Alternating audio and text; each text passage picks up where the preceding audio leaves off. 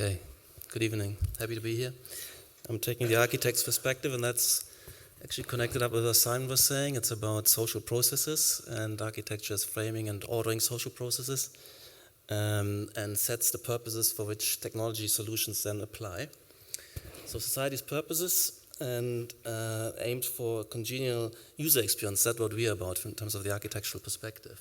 City is society, and that has been changing. There's been a radical historical shift from 50 years ago to now and into the future.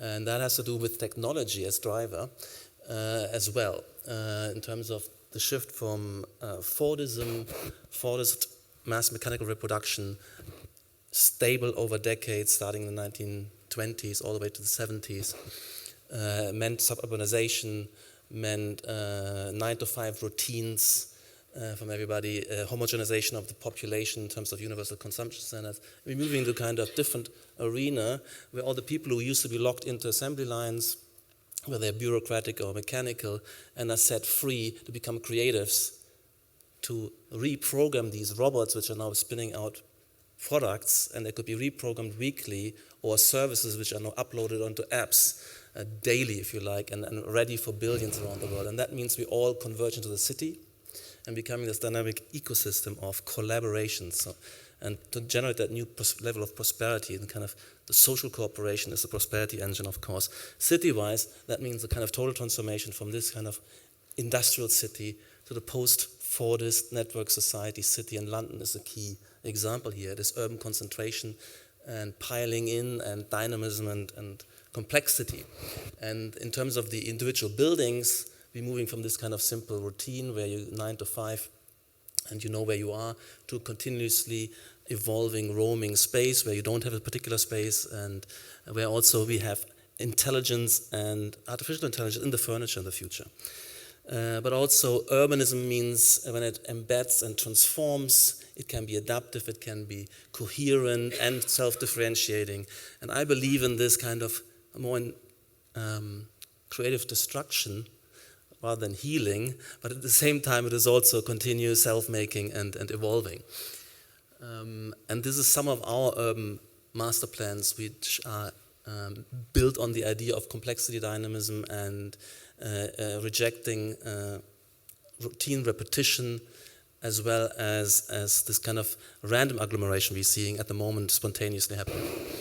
But what we like is, this is the first kind of smart city style economic cluster.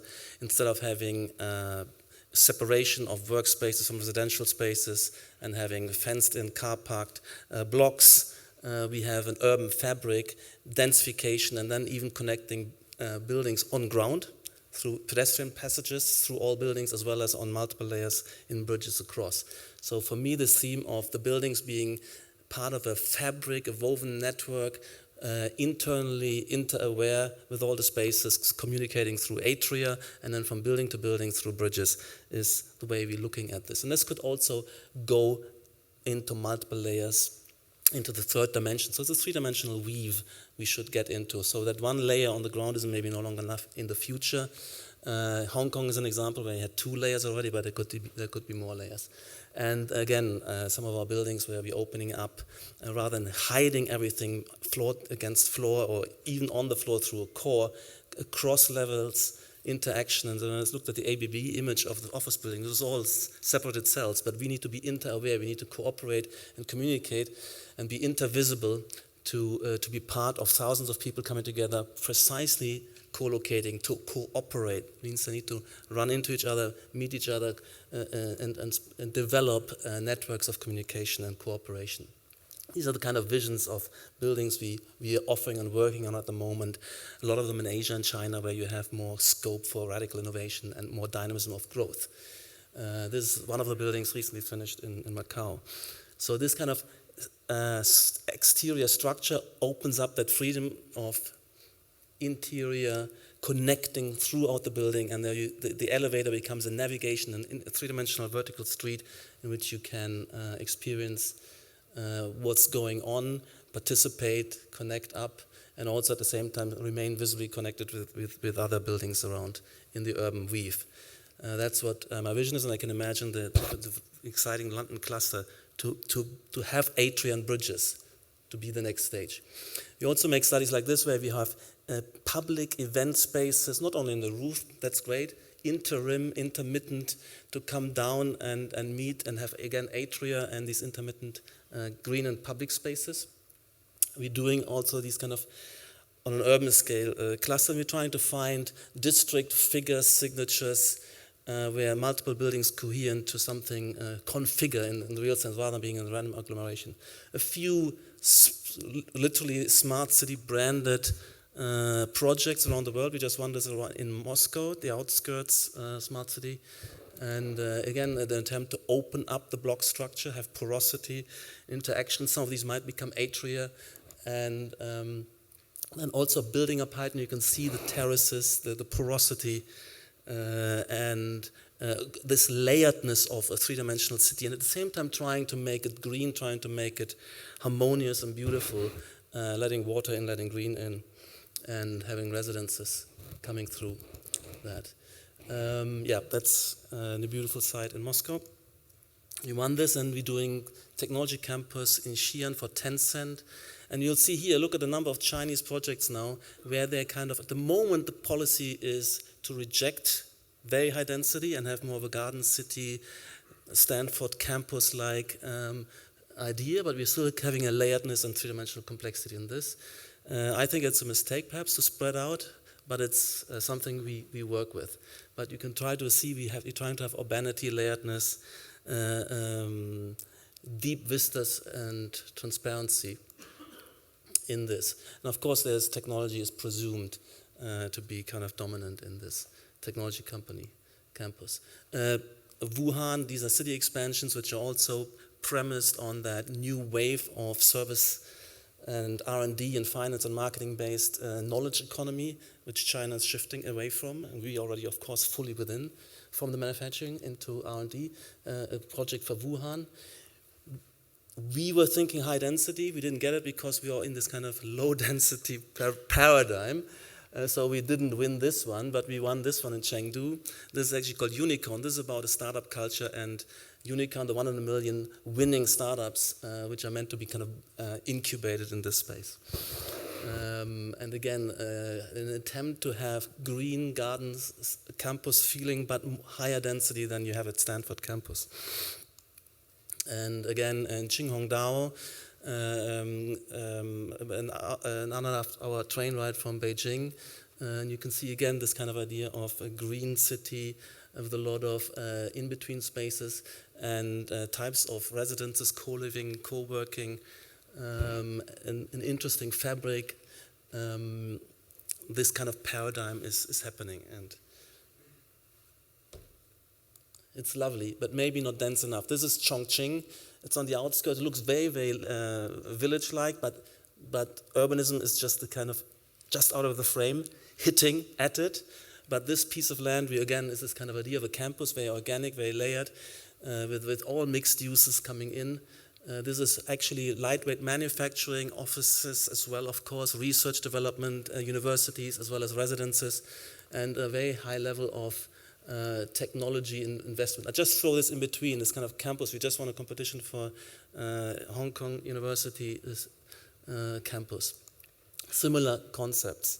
And you can see the idea of making variety, of making it landscape-like, making it porous, open, interconnected, using the three-dimensionality to overlook and have elevational transparency in these, and the whole series, of course, of communication, because this is not where you come in and sit 9 to 5 on your desk. This is where you roam around in the city, making connections, meeting. So there needs to be a lot of pedestrian, cycling, and all these kind of ways of communicating across in this space.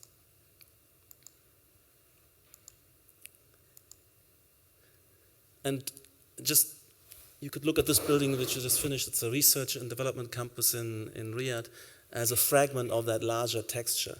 And you can see here already that if you couldn't just keep repeating this, there needs to be a lot of variety and differentiation, but at the same time coherency and connectedness between the different aspects. And you see also the porosity and openness of this continuously flowing field with a lot of outdoor spaces, atria, in different kinds of spaces, meeting spaces, libraries, courtyards. This is a kind of working texture for this kind of dynamic, complex interaction scenario we're trying to get at. But I think rather than having these kind of greenfield conditions campus, I think we should again look at the big metropolis as the site for the next wave of personalized network society and infused with technology. So this is Manhattan, obviously, and there's an attempt of bringing the green perhaps into here and making that happen. So, of course, co-working revolution is very enormous, and that means that dynamism, where you don't know who's coming, you're booking your table online, is also happening in China. So we've been working for Google, or been made some sketches for them, because they are sitting here, and I think the New York campus in the end is a better version than the Palo Alto, because you're right in the center of Manhattan, and they're building up a whole technology cluster there. Some of these sketches we've created, and I just want to end with a few images of work I've been doing with students at the ADRL, where we're looking at Manhattan and looking at Google incubator space. And you can see what we're trying to do here is something very porous, very open, very integrated, very urban, with interior urbanism, if you like, coming through. So there's a complex internal landscape, simultaneity, layeredness, many different companies interacting, intersecting, working together. And we start seeing these simulations. This is actually agent-based parametric semiology. We're actually doing and building for the first time crowds which are differentiated crowds, which are sensitive to sociologically and semiologically encoded domains and subdomains, each embedding with their and triggering protocols of behavior. So each agent has multiple stacks of behavioral protocols which are triggered when they entering particular spaces and reconfigure. So we have 3 or 4 actually models of that. And you can see this kind of openness, the porosity, yet you have intimacy and conspicuous domain making without walls in an open territory. And the next level of this is that a lot of these furnishings are actually themselves AI agents with intelligence, with behaviors, with spontaneous behaviors and learning capacities. I don't have these animations here, but that's the next layer on a level of what we're working on. But the main point here is actually the crowd simulations, and I come to that. A third one of these projects. These are the vistas and visions, and here some of this crowd simulation is happening. So these are agents which are autonomously acting and moving. They have rule sets, decision trees, so they have a decision structure and a utility function which guides them and allows them to navigate. And some of these spaces then light up or open and close. And you can see wherever you are, you're surrounded by multiple actors and agents, simultaneous ongoings, which you are aware of. And yet you have at the same time defined spaces, intimate conditions, a kind of temporary closure of a realm, of a unity, of interaction, of a social situation. And then you move from one to the other in that field of simultaneity. And I imagine that to be moving from building to building, and be kind of choreographed and, as you said, managed through the building itself, the way its facade acts, the way furniture move, partitions open, light shifts and changes, inviting people in. And that's the next level of research we're now bringing. We can bring that all into the same game engine, the human actors as well as the autonomous architectural actors.